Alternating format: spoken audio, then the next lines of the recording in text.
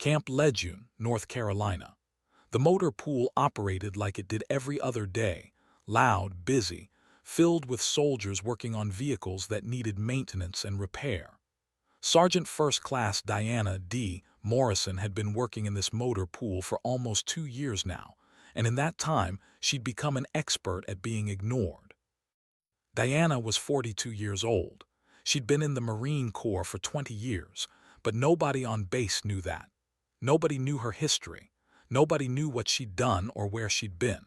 All they saw was a woman in a Marine Corps uniform working on engines. The disrespect had started immediately. When she'd first arrived at Camp Lejeune, assigned to the motor pool as a vehicle operations supervisor, she'd expected the job to be straightforward. She would oversee the maintenance of vehicles. She would ensure that the motor pool ran efficiently. She would work with the mechanics and supervisors to keep everything functioning. Instead, what she'd found was a group of men who didn't take her seriously. There was Master Sergeant Kenneth "Ken" Bradley, the motor pool chief. He'd made it clear from day one that he didn't think women belonged in technical fields. He'd been in the Marine Corps for 32 years, and he'd built his worldview on traditional ideas about gender roles and military service. There was Gunnery Sergeant Marcus Webb, the assistant motor pool chief. He'd been more subtle in his disrespect, but it was there. It was in the way he'd explain things to Diana like she was a child. It was in the way he'd override her decisions without explanation. It was in the way he'd talk to the younger mechanics about how grateful they should be that real soldiers like him were keeping the operation running. And then there were the younger mechanics who'd taken cues from their senior people about how to treat Diana. They mocked her. They questioned her decisions. They suggested that her orders came from a place of ignorance rather than expertise. This morning, Diana was checking on a vehicle that had been damaged in an accident. The transmission needed to be replaced. It was a complex job, and it was going to take several days. She was assigning mechanics to the task when Master Sergeant Bradley walked over. "That transmission job is wasting resources," Bradley said without preamble. "That vehicle isn't worth the maintenance. We should scrap it and pull a replacement from inventory." "We don't have a replacement in inventory," Diana said calmly. "And this vehicle is still functional.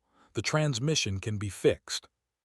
"It's a judgment call," Bradley said, "and I'm telling you my judgment is that we scrap it." "My judgment," Diana said carefully, "is that we fix it. And as the vehicle operations supervisor, that's my call to make." Bradley's jaw clenched. "You're new here. You don't understand how we operate. We don't waste time on repairs that can't be finished. We prioritize operational readiness." "And having functional vehicles is part of operational readiness," Diana said, "which is why we fix this transmission." Bradley walked away, but Diana could see the anger on his face. This was the dynamic that had characterized her entire tenure at Camp Lejeune. She made decisions. Bradley questioned them. She stood firm. He resented her for not backing down. That afternoon, while Diana was working on a parts inventory spreadsheet in the small office at the back of the motor pool, she heard raised voices. She stood up and walked out to see what was happening. A young private, maybe 20 years old, was standing in front of Gunnery Sergeant Webb. The private's name was James Rodriguez, and he was one of the better mechanics in the motor pool. He was hardworking and intelligent. "You did this wrong," Webb was saying, pointing to an engine that James had been working on. "You installed the fuel injectors backwards. This is the kind of sloppy work that gets people killed."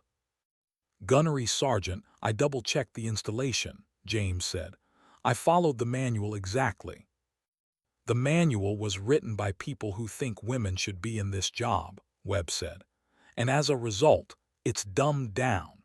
You need to use experience and judgment, something that comes from years of real military service, not from following some document."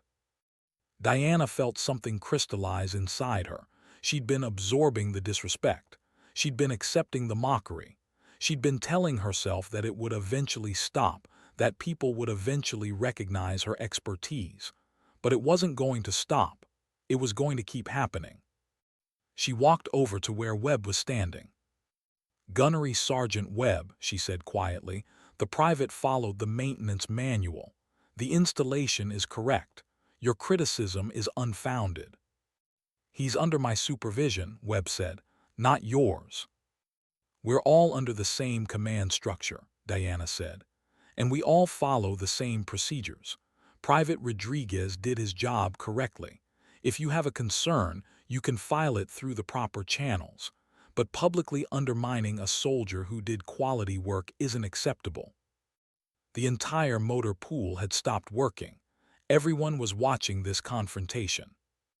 "With respect, Sergeant Morrison," Webb said, and there was something dangerous in his tone, "I don't need you to defend my training decisions. I've been doing this for a long time. I know what I'm doing." "That's not the issue," Diana said. "The issue is treating people with respect.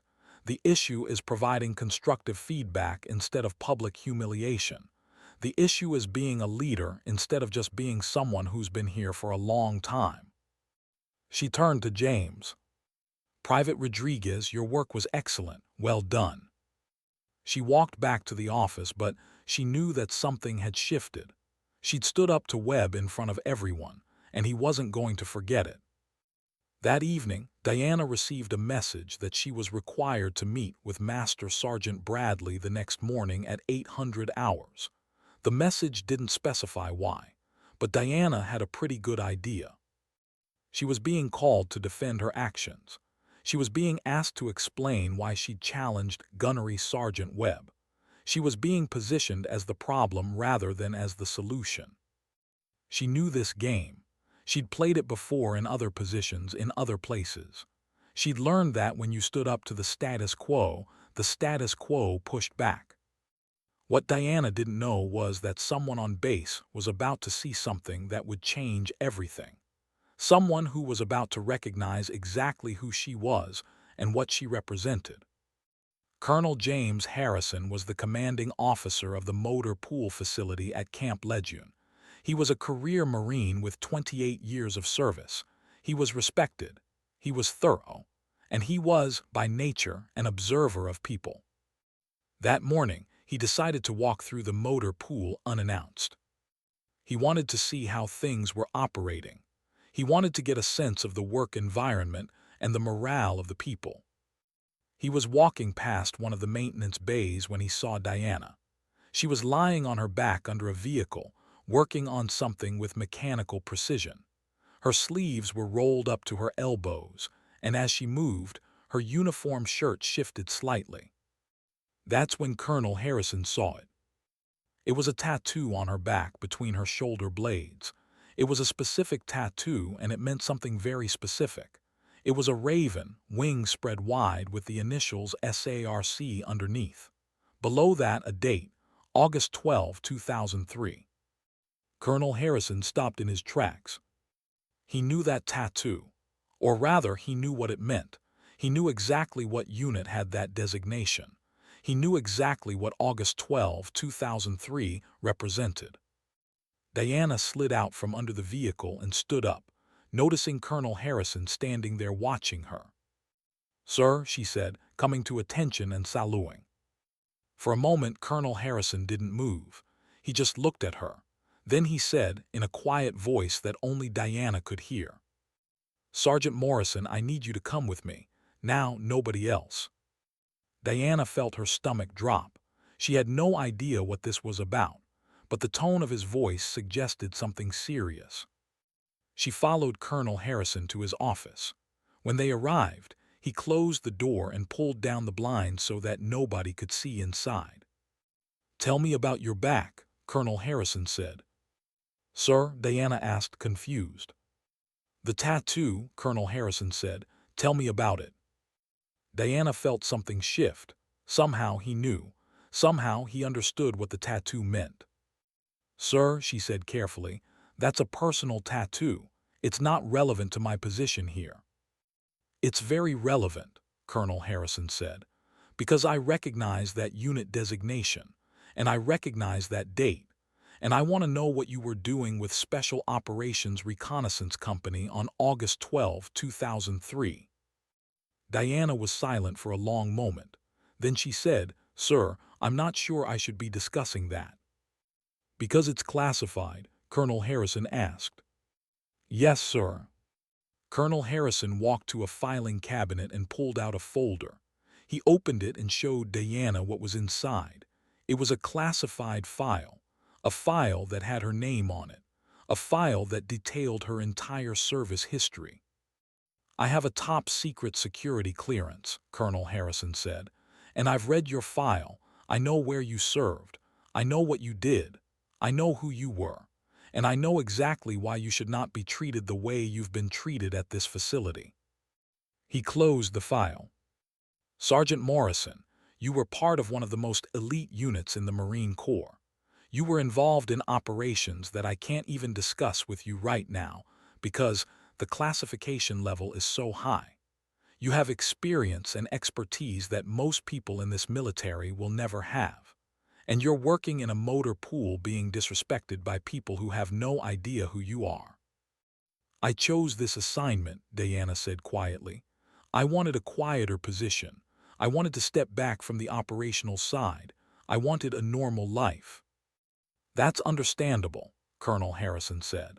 "But choosing a quieter position doesn't mean you should be treated with disrespect. Choosing a quieter position doesn't mean you should accept being mocked by people like Gunnery Sergeant Webb." "How did you know about that?" Diana asked. "Because I've been watching," Colonel Harrison said. "I've been watching how Master Sergeant Bradley and Gunnery Sergeant Webb treat you.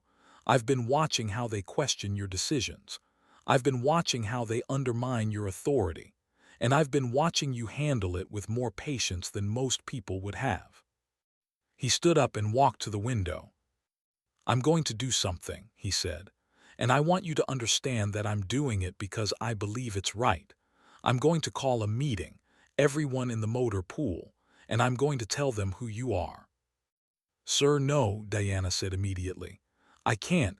I don't want people to know. I want to keep that part of my life separate." "I'm not going to reveal classified information," Colonel Harrison said. "But I am going to make clear to everyone on this base that you are not someone to be disrespected. I am going to make clear that you have expertise and authority that deserves to be honored. And I am going to make it clear that the disrespect stops now." "Colonel Harrison, I appreciate what you're trying to do, but—" "This isn't a request," Colonel Harrison said. "This is an order. Gather everyone in the motor pool at 1400 hours. Everyone. I want every mechanic, every supervisor, every person who works here present. Understood?" At 1400 hours, every person who worked in the motor pool was standing in the main maintenance bay. About 50 people total. Master Sergeant Bradley was there. Gunnery Sergeant Webb was there. All the mechanics were there. Diana was there, standing slightly apart from the group, wondering what was about to happen. Colonel Harrison walked into the bay.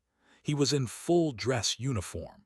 He was walking with the bearing of someone who had authority and knew how to use it. "Everyone stand at attention," he said. The motor pool went silent.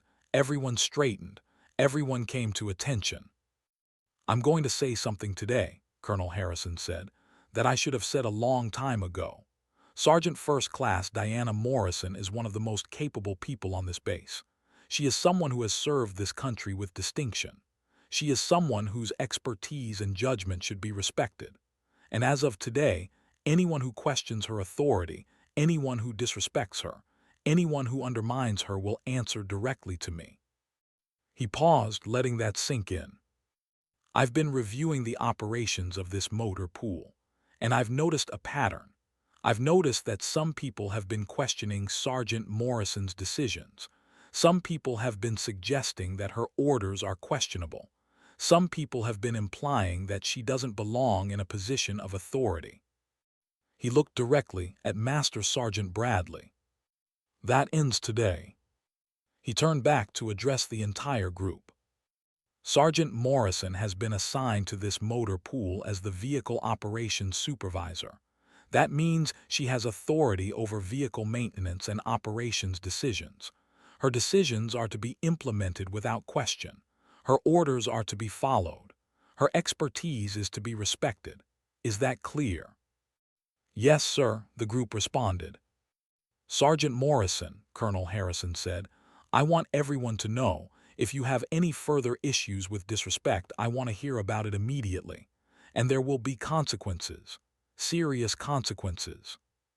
He turned back to the group. This motor pool is going to operate with professionalism and respect. That means respecting the rank structure. That means following orders. That means treating each other with dignity. If anyone has a problem with that, they can request a transfer. But I'm not tolerating continued disrespect. Dismissed.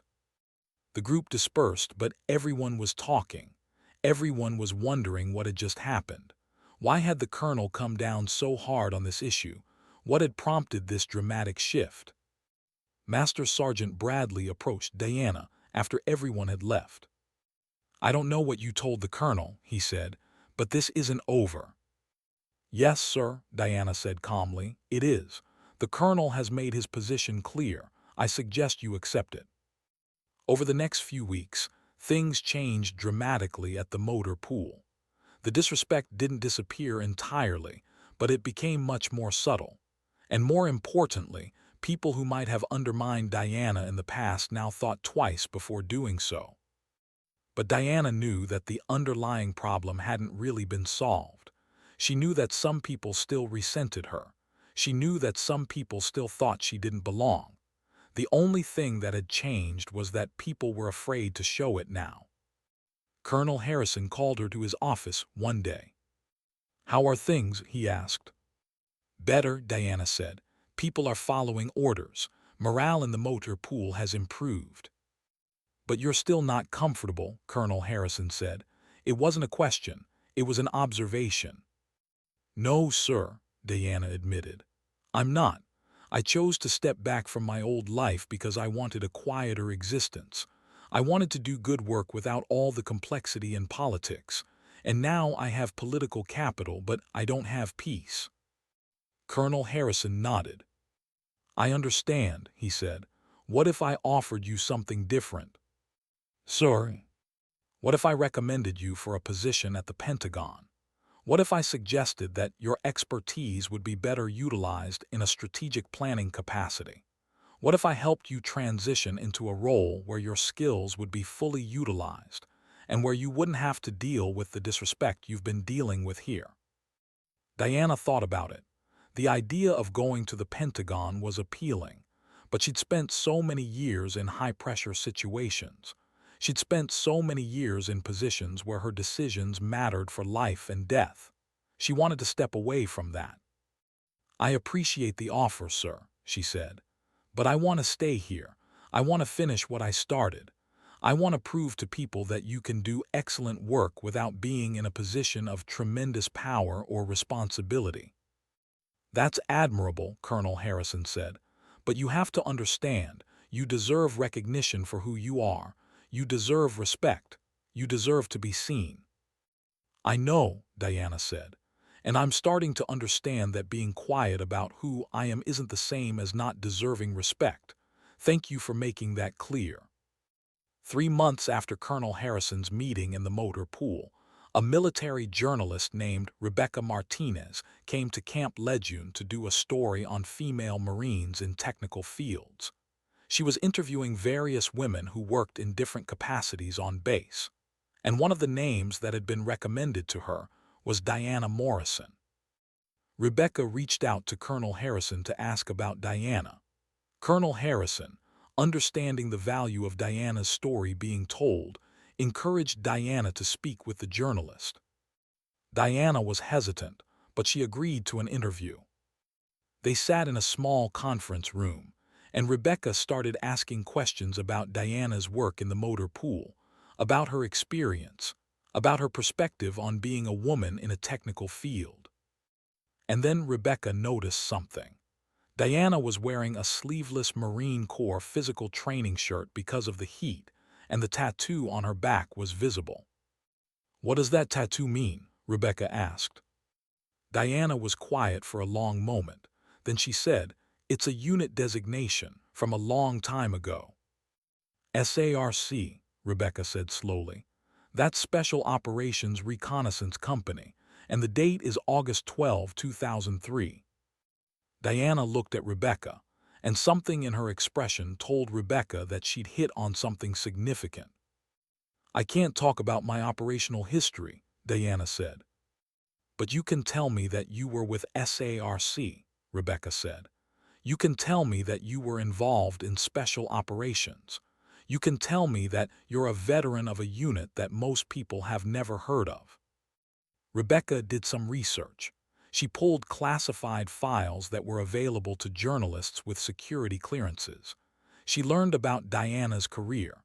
She learned about the operations she'd been involved in. She learned about the decorations she'd been awarded but had never publicly acknowledged. And then she wrote a story. Not a story about Diana's classified operations, but a story about a highly decorated special operations veteran who was working in a motor pool being disrespected by people who had no idea who she was. The story went viral. News outlets picked it up. Military media outlets covered it. Social media exploded with the story of the female special operations veteran working in the motor pool. The story of someone with exceptional expertise and experience being treated as though she didn't matter. Suddenly, Diana became famous, not for her classified work, but for the fact that her classified work had been happening while she was being mocked at a motor pool. The contrast was striking. The injustice was obvious. Diana did interviews. She was honest about her experience. She talked about how it felt to be invisible despite her background. She talked about how it felt to have her authority questioned. She talked about what it meant to finally be recognized. One interview in particular had a major impact. In it, Diana said something that resonated with millions of people. "I spent years in positions where people knew I was important. They knew I had authority. They knew I had expertise, but I wasn't happy. I wanted something quieter. I wanted to do good work without all the complexity, so I stepped back. And what I discovered is that stepping back from power doesn't mean you stop deserving respect. And it doesn't mean you stop deserving recognition for who you are. That's something I had to learn." A year after Rebecca Martinez's story went viral, Diana was promoted to Master Gunnery Sergeant, one of the highest enlisted ranks in the Marine Corps. She was assigned to the Pentagon to work in training and development for special operations personnel. But before she left Camp Lejeune, she requested a final meeting with Master Sergeant Bradley and Gunnery Sergeant Webb. The three of them sat in Colonel Harrison's conference room. "I want to tell you something," Diana said to both of them. "When I first arrived at this motor pool, I understood that you didn't know who I was or what my background was. That's fine. Everyone deserves to be treated well regardless of their background. But when you chose to disrespect me, when you chose to mock me, when you chose to question my authority, those were choices. Choices that you made based on assumptions about who I was and what I was capable of." She paused. "I'm not angry anymore. I'm just sad. I'm sad that you couldn't see me for who I was. I'm sad that you had to be told by a colonel before you would treat me with respect. I'm sad that it took publicity and attention for you to understand that I mattered." She stood up. "As you move forward in your careers, I hope you'll remember this. I hope you'll remember that you never know who you're talking to. You never know what someone's background is. You never know what someone has experienced or what they've done. So I'm asking you to treat everyone with respect, not because of their rank, not because of their background, but because they're human beings who deserve dignity." Diana left Camp Lejeune and moved to the Pentagon. She worked on developing training programs for special operations personnel. She advocated for recognizing the expertise of people in all positions, not just in high-profile roles. She also started speaking publicly about her experience. She gave talks at military academies. She gave talks at universities. She gave interviews to media outlets. And she told the story of being invisible and what it meant to finally be seen. 5 years after the journalist's story, Diana published a memoir called Invisible No More, a Marine's journey from the motor pool to being seen. The book became a bestseller. It was read by military personnel, by civilian workers, by anyone who'd ever felt overlooked or dismissed. In the book, Diana talked about her special operations background, but she focused more on the universal experience of being invisible. She talked about what it meant to do excellent work without recognition. She talked about the toll it took, and she talked about what it meant to finally be acknowledged. One chapter in particular resonated with readers. In it, she described the moment when Colonel Harrison ordered everyone out of the motor pool, and she realized that someone with authority had finally seen her. That moment, she wrote, was the moment everything changed, not because my role changed, not because I suddenly became more capable, but because someone with authority looked at me and said, "I see you. I understand who you are, and you deserve to be treated with respect." That one act of recognition changed my life. 10 years after the journalist's story, Diana retired from the Marine Corps. She'd served for 30 years. She'd gone from being invisible in a motor pool to being recognized as one of the most important voices advocating for respect and dignity in the military. She created a foundation called See Them All, dedicated to ensuring that workers in all fields, not just military personnel, were treated with respect and dignity regardless of their position or background. The foundation provided mentorship. It provided advocacy. It provided legal support for people who faced discrimination based on their role or position. One day, a young woman came to Diana's office. The woman was a mechanic at an automotive repair shop. She worked on cars, and she was constantly disrespected by customers and coworkers who assumed she couldn't do her job. "I do excellent work," the young woman said, "but nobody sees it. Everyone assumes I'm just a girl playing with cars." Diana listened, and then she said something that the young woman would remember for the rest of her life. "Let me tell you about a tattoo on my back," Diana said. She told the whole story: the motor pool, the special operations background, the invisibility, the moment when someone with authority finally saw her, the recognition that followed. "That tattoo represented something," Diana said. "It represented who I was. It represented my experience and my expertise, but nobody could see it. Nobody could see the significance of it until someone took the time to look, until someone took the time to understand." She leaned forward. "That's what I want for you. I want someone to see you. I want someone to recognize your expertise. I want someone to understand your value. And if that hasn't happened yet, I'm telling you it will, because your work matters. Your expertise matters. You matter." 15 years after the journalist's story, Diana was invited to speak at the Pentagon to military leadership about creating cultures of respect and dignity in the armed forces. "I want to tell you about a moment," she said, addressing a room full of generals and admirals, "when a colonel ordered everyone out of a motor pool." She told the story. She told about being invisible. She told about the moment when Colonel Harrison saw her tattoo and understood who she was. She told about the moment when he ordered everyone out and made it clear that disrespect would no longer be tolerated. "But here's what's important," she said. "It wasn't the recognition that mattered most. It was the recognition that led to change. It was the recognition that led to a culture shift. It was the recognition that made other people understand that everyone deserves respect." She looked out at the military leaders. "As you move forward, as you make decisions about how your organizations operate, I'm asking you to remember this. Everyone deserves to be seen. Everyone deserves to be recognized for their value. And when you create a culture where that's true, when you create an environment where people know they're valued, everything changes. Your operations improve. Your morale improves. Your people become more engaged and more committed. She paused. I spent years being invisible, and then one moment changed everything. One person with authority looked at me and said, "I see you." That one moment, that one act of recognition, it rippled outward and touched thousands of people, and it all started with someone taking the time to look.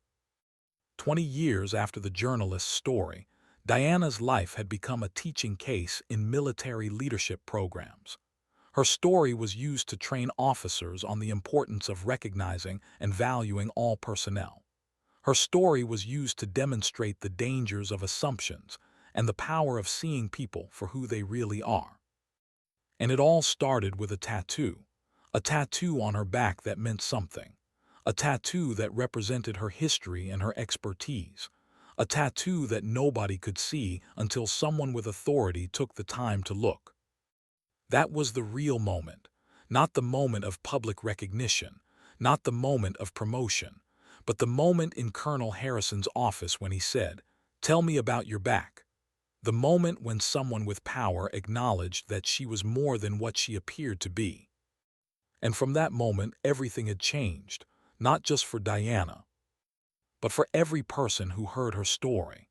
For every person who understood that being invisible doesn't mean you don't deserve respect. For every person who understood that recognition and respect are fundamental human needs. Because when you see someone, when you really see them, when you acknowledge their value and their expertise and their humanity, that's when change happens. That's when people step into their power. That's when they transform themselves and everyone around them. That was the legacy of Diana Morrison, not just her own advancement, but the thousands of people whose lives were touched by her story, all because one person with authority looked at a tattoo on her back and ordered everyone out of the room. And everything changed.